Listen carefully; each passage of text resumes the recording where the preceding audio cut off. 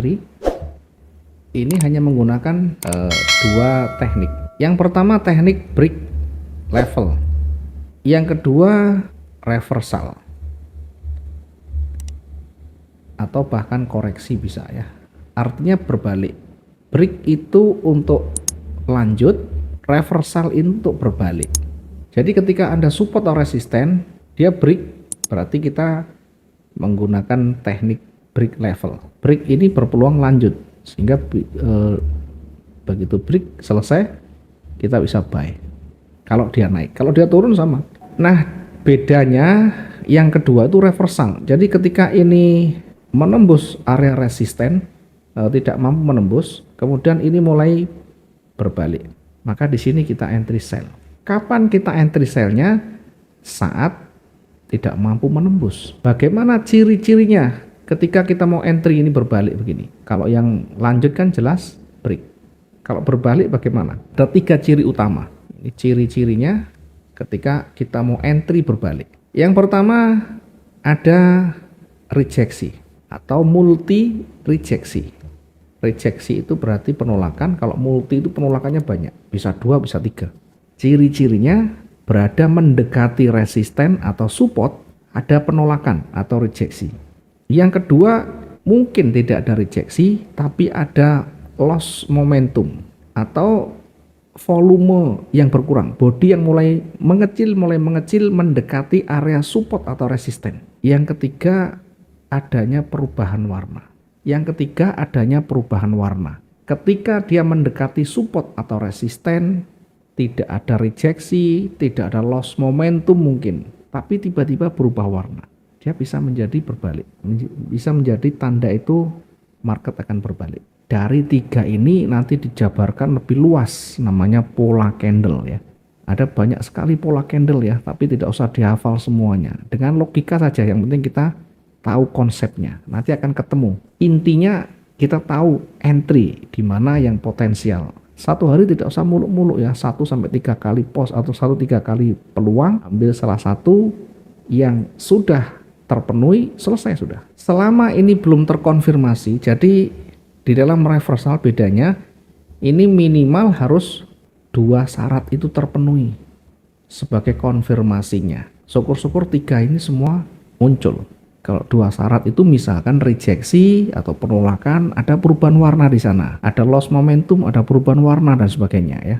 Ada namanya konfirmasi yang harus kita tunggu di sana. Minimal 2 syarat ini harus terpenuhi ketika kita memanfaatkan strategi entry berbalik. Selama itu tidak ada, jangan dipaksa karena trennya masih kuat. Oke, kita coba untuk ilustrasikan lagi ya, dengan menggunakan contohnya seperti yang tadi. Kita lanjut dengan coba menerapkan, mengkombinasikan antara membaca candlestick, membaca support resisten dan menempatkan entry pointnya. Yang pertama ini break di levelnya, sehingga kita menggunakan strategi break ya. Berarti peluangnya lanjut. Karena breaknya di atas, berarti entry kita buy-nya di situ. Sesudah candle break itu selesai sempurna, baru di candle berikutnya kita masuk. Ini di time frame berapa? Standarnya di H1. Kalau kita menggunakan M15 juga boleh, tidak masalah. Yang penting terpenuhi syarat itu. Kalau kita entry pertama dengan strategi break, berarti harus lewat dari support resistennya. Yang kedua dengan strategi reversal tadi ya. Ketika ini perhatikan, ini tebal, ini hijau lagi, ini tebal berarti jangan dilawan, ini hijau masih ada, belum ada penolakan, jangan dilawan, meskipun itu merah jangan dilawan, tetap saja kita ikuti, dia trennya masih naik. Kemudian berikutnya ini kembali lagi naik. Apakah seperti ini kita akan entry? Bukan, kita tidak tahu break. Sebelah kiri masih jauh.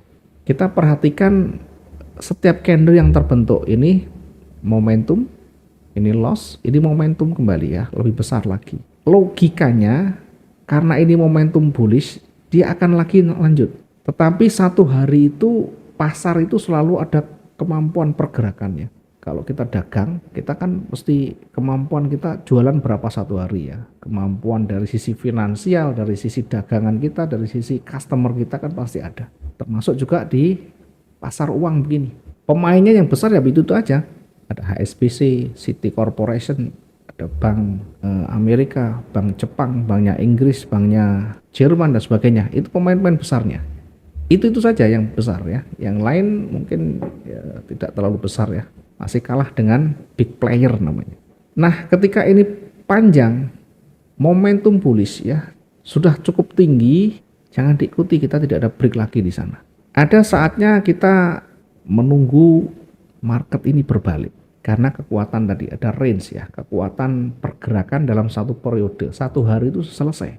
Kalau dalam siklus pasar, perputaran pasar itu misalkan 3 triliun ya, di sekitaran itu nanti akan mulai terhenti atau mencapai titik jenuhnya namanya. Sehingga ketika bergerak naik begini, bisa jadi nanti segera ketemu dengan titik jenuh. Bagaimana caranya? Tadi, karena mulai berbalik, kita minimal ada 2 syarat.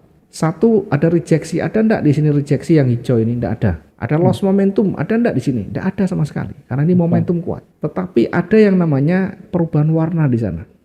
Nah, syarat perubahan warna itu dia minimal harus setengah dari body yang ini. Minimal harus setengah dari body itu. Jadi kalau kecil satu, tidak kuat. Masih harus bersabar menunggu candle berikutnya. Dari 2 candle misalkan, candle ini separuh saja, maka sudah memenuhi syarat. Terkonfirmasi dia akan berbalik. Jadi kalau ini muncul minimal, oh ini sudah mulai perubahan warna. Jadi akan segera berubah. Arahnya dari naik bisa menjadi turun. Cuma kita tunggu konfirmasi 1 candle lagi yang minimal setengah dari ini. Kalau udah setengah aja cukup. Artinya apakah saat berjalan lebih dari setengah itu kita entry? Jangan. Entry kita betul-betul tunggu sampai candle ini sempurna terbentuk. Selesai 1 candle. Baru kalau selesai itu namanya terkonfirmasi. Syarat itu terpenuhi baru kita entry-nya di sini.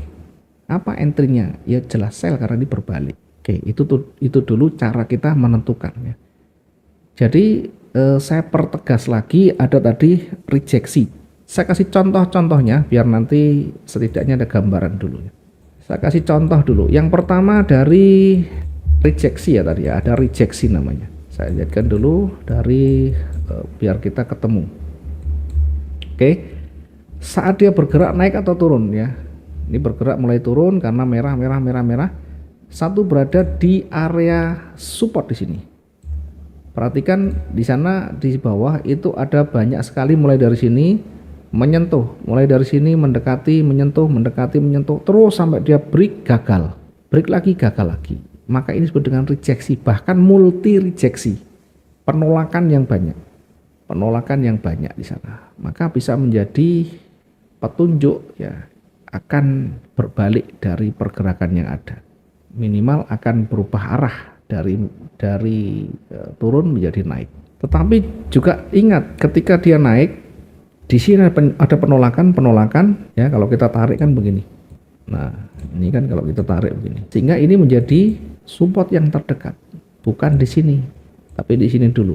Meskipun tidak di ujungnya, ini juga support di sana. Sehingga ketika dia misalkan hijau sampai di sana, jangan masuk di posisi-posisi berada di support resisten. Tunggu dia berbalik atau dia break sekalian. Nah, kalau misalkan dia tidak menembus, kemudian ada perubahan warna lebih dari setengah, dilihat dulu ada tren apa enggak di sana. Kalau kekuatan seimbang datar, naik, turun dikembalikan dengan area yang sama, naik lagi dikembalikan dengan area yang sama, maka ini tidak ada tren, zigzag. Dia akan sideways, nanti akan kembali turun di sini lagi.